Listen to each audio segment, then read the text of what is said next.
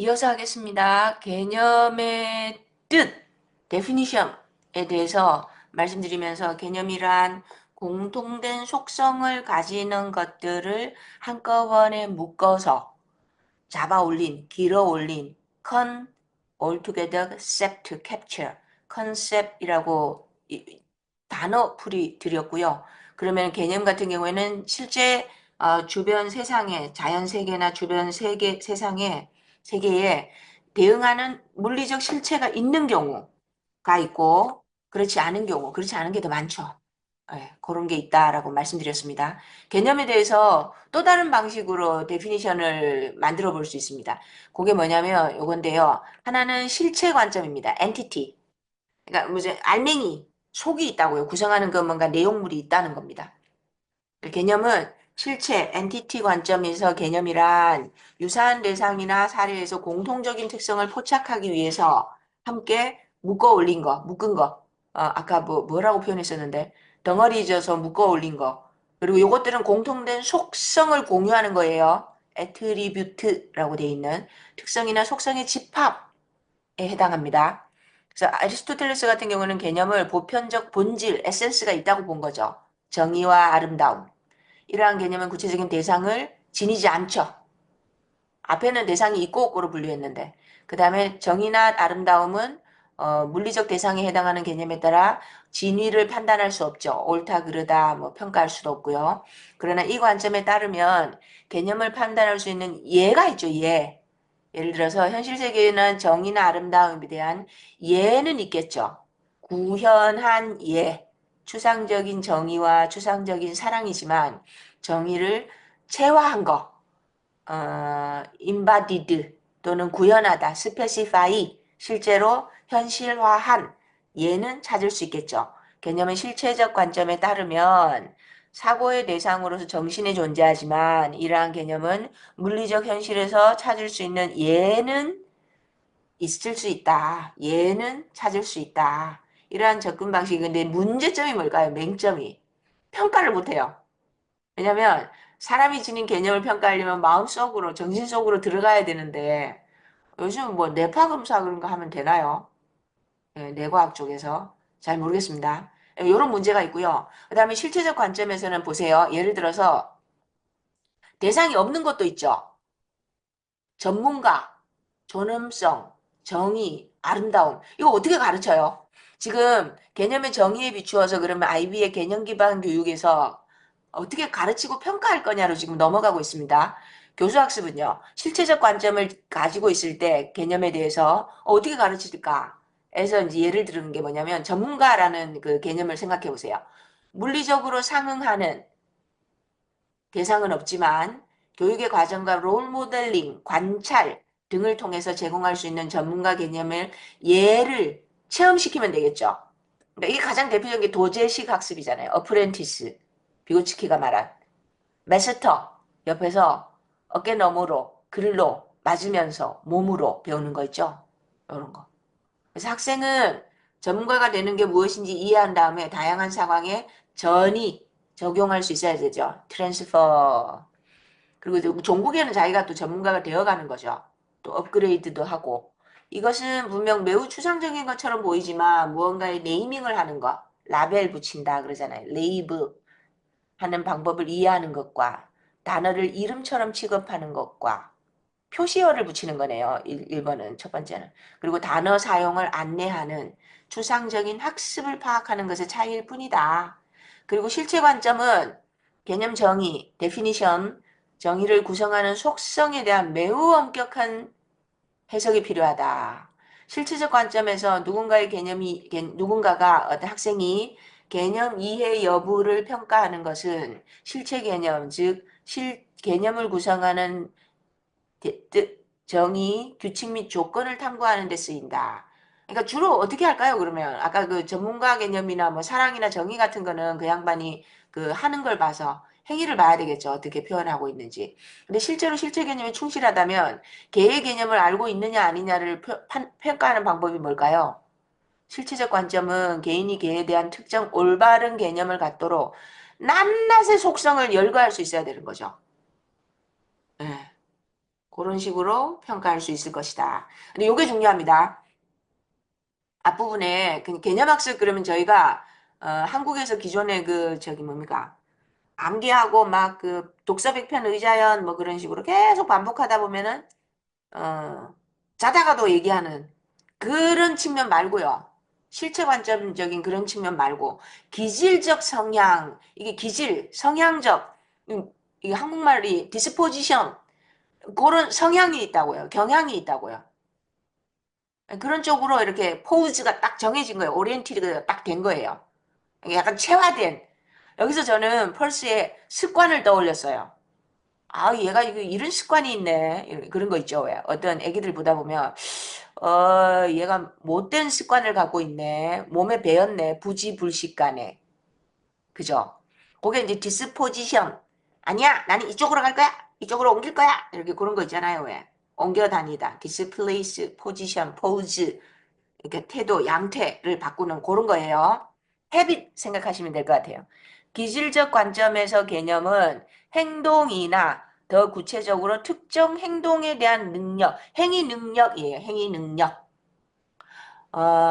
기질적 관점에서 개인은 개가 무엇인지 판단하고 개라는 단어를 적절하게 사용하고 개의 예가 있을 때 적절한 방식으로 행동해야 돼요. 어, 어떻게 말씀드려볼까요? 여자답게, 교사답게, 전문가답게 행위가 수반돼야 된다고요. 기질적 관점의 이점은 개념적 접근 방식을 가르치는 데서 드러난다. 특정 개념을 정의하는 데는 일반적으로 모호함이 있기 때문에 왜냐하면 너무 그렇게 유동적이기까지는 않고요. 어디서 어디까지가 거긴지 조금 애매해요. 요거는 이따가 말씀드릴게요. 속성을 나열할 수 있는 것만으로는 배웠다고 할 수가 없다. 개념을 이해했다고 안다고 할 수가 없다. 개념을 잘 이해하는 사람은 정확하거나 기능적인 이해를 보여주는데 적합한 방식으로 해당 지식에 따라 행동할 수 있어야 한다. 그게 제대로 깊은 이해에 도달한 거래요. 어, 사랑을 배웠으면, 정의를 배웠으면 정의롭게 행동하는 거죠. 그러니까 어떻게 보면 약간 프락시스? 그건 기능적인 거죠. 예. 그래서 기술적 관점에 따르면 개념을 확실히 이해하면 의사소통하는 것 그 이상을 할 수 있다. 말로만 하는 게 아니라고요. 말로만 사랑하는 게 아니고 말로만 정의를 말하는 게 아니고 개념을 이해하는 사람은 또한 특정 방식으로 수행할 수 있다. 계속 반복되죠. 그래서 이 사람이 간호학이니까 간호학 예를 들고 있습니다. 박테리아 개념을 제대로 이해한 간호사는 박테리아와 바이러스의 차이점과 관리에서 항생제의 역할, 손 씻기, 격리 기술 등과 같은 간호 개입, 인터벤션 있었죠, 아까. 의 역할을 이해할 수 있다. 이해하고 행동해야 되죠. 손 씻기, 격리, 항생제 뭐 이런 거는 단순히 그냥 입으로만 하는 거 아니잖아요. 속성을 말하고 뭐는 뭐고 뭐는 뭐고 뭐는 뭐다라고 말화에 머무는 게 아니고 액트까지 연결돼야 된다고요. 이러한 예는 간호와 같은 학문 분야뿐만 아니라 일상생활에서도 기질적 디스포지션, 걔네의 강점을 명확히 보여준다. 기질 관점에서는 해당 사례를 식별하는 능력, 인지적으로 뿐만 아니라 개념을 이해했을 때 가능한 행동에 관심을 기울인다. 요런 게 오히려 교수학습 부분을 같이 연동해서 한번 곰곰이 생각해 보시기 바랍니다. 그 다음에 이제 개념에 대한 중요성. 개념에 대해서 그러면 어떻게 평가할 거냐. 학습자와 함께 가르치고 배우고 같이 활동할 때 단어를 올바르게 사용하는 것 이상의 적절한 평가 수단을 결정해야 된다. 그러니까 아까 제가 턴을 뭐 여기서는 이렇게 번역하고 저기서는 저렇게 번역하고 뭐 올바르게 적재적소에 사용하는 것 그 이상이라는 거죠. 평가한다는 것은. 그래서 어떤 용어, 터미놀로지, 텀의 근간이 되는 사고, 그 근간을 이루는 쫑알쫑알 말하잖아요. 그 밑에 있는 그 얘가 갖고 있는 컨셉을 평가해야 되는데 어떻게 할 거냐. 개념과 행동 사이에 연결이 없으면 행동과 행동은 무작위적이고 고립되며 사례나 상황에 기반을 대고 다양한 상황에 적용할 수 있다. 그때그때 다르죠.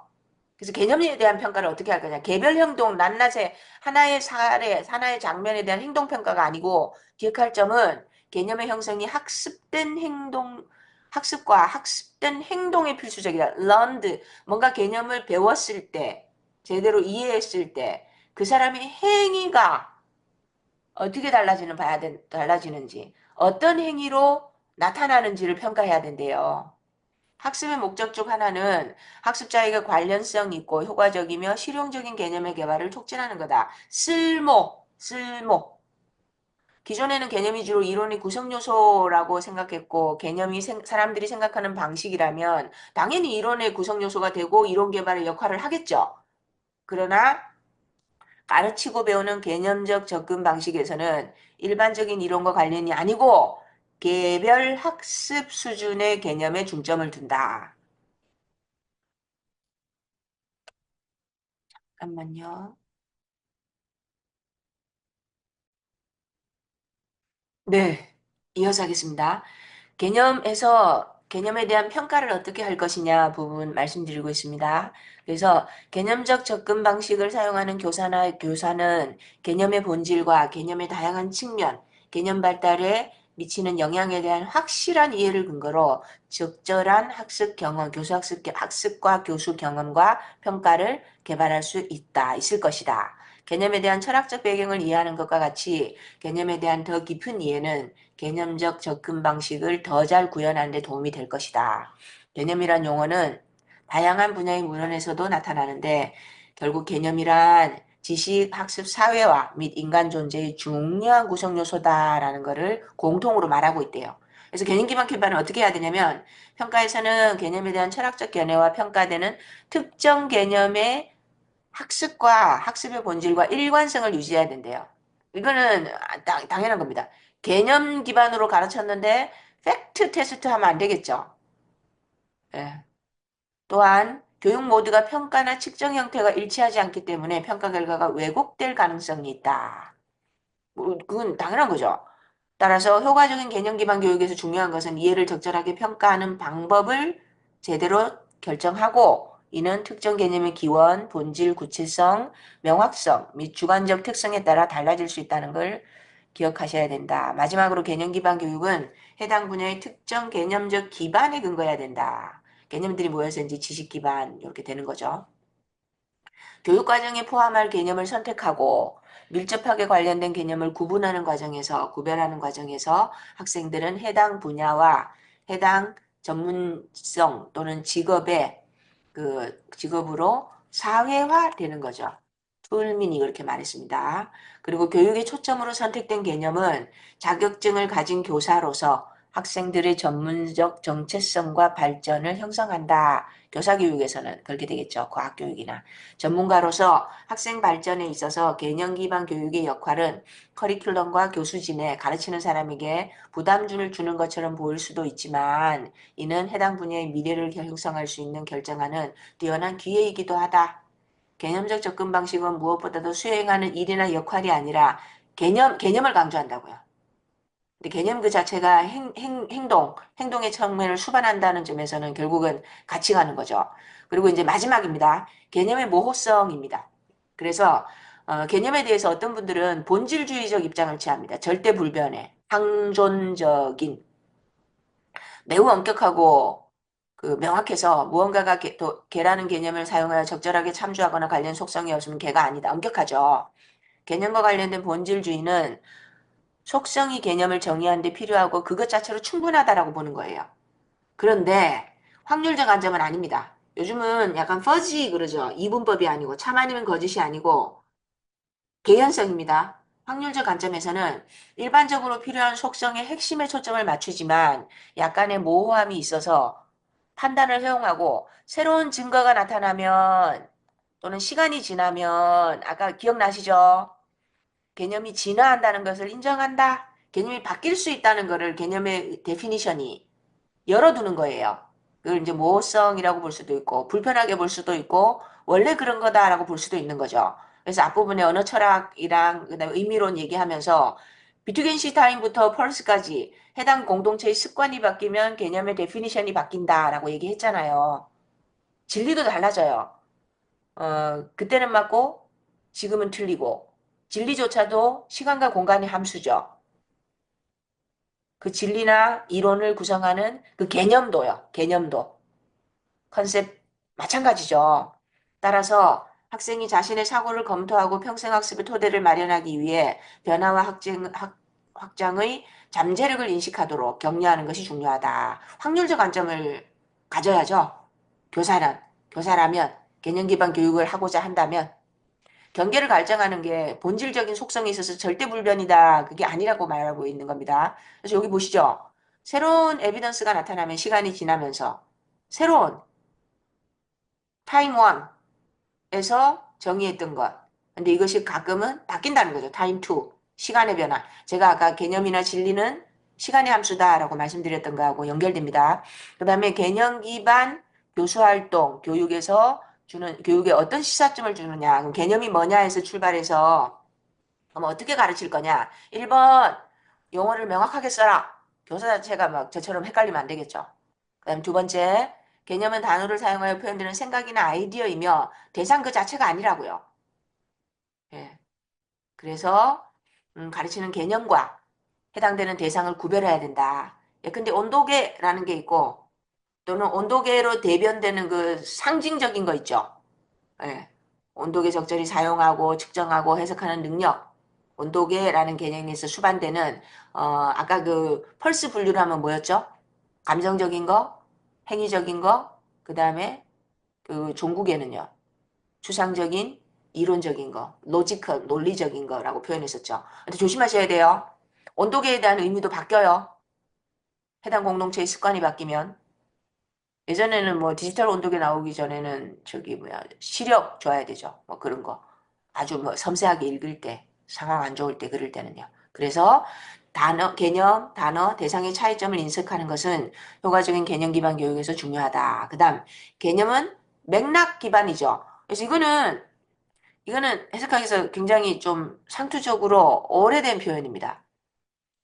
여기 보시면 텍스트 읽으실 때는 반드시 콘텍스트 보셔야 돼요. 이것만 보지 마시고. 그래서 어떤 맥락에서 그렇게 전이가가 높다는 게 맥락이 바뀌어도 이게 이제 여러 군데를 광범위하게 가로지르며 쓸 수 있다. 그게 가능한 게 개념을 제대로 학습하는 거다. 그래서 그게 깊은 이해 이런 형태로 표현되기도 하잖아요. 맥락과 상관없이 개념을 보편적인 거나 동일한 것으로 보려는 시도는 고유성과 기본 가치를 훼손할 수 있다. 적절한 예는 맥락에 따라 크게 달라진다. 상황에 따라서 예로 드는 것도 달라질 수 있죠. 그래서 개념 기반 커리큘럼의 기초가 되는 개념에 대한 철학적 접근 방식의 일관성은 개념 학습에 도움이 될 수 있다. 그리고 요것도 보시면 경계가 아까 본질주의적 관점을 지내게 되면 굉장히 엄격하지. 그거 아니면 다 틀리니까. 근데 오히려 그게 쉬울 수도 있죠. 평가하고 채점하고 그러기는. 근데 그거는 진정한 개념 기반 학습이라고 보기가 어렵다라는 겁니다. 그래서 예. 그 다음에 세 번째, 모호함의 요소와 시간에 따른 변화의 잠재력을 인정해라입니다. 그래서 만약에 이게 너무 막 엄격하게 본질주의적 관점을 견지할 경우에는 엄격하고도 창의적인 개념은 그게 딱 정해져 있으면 바운더리가 절대 불변해. 더 많은 암기를 장려하겠죠. 근데 그렇지 않고 열려 있을 수도 있고 바뀔 개연성을 인정하게 되면 해석을 장려하기 때문에 오히려 창의성으로 연결될 수도 있겠죠. 여기 보이시죠? 모호함을 인정한다면 유연하고 개방적인 유형의 학습을 촉진할 수 있다. 그래서 시간에 따라서 변할 수 있다는 것을 모든 개념에 대해서 인정해라. 아까 이거는 이미 언어 철학에서 이제 익숙하시죠?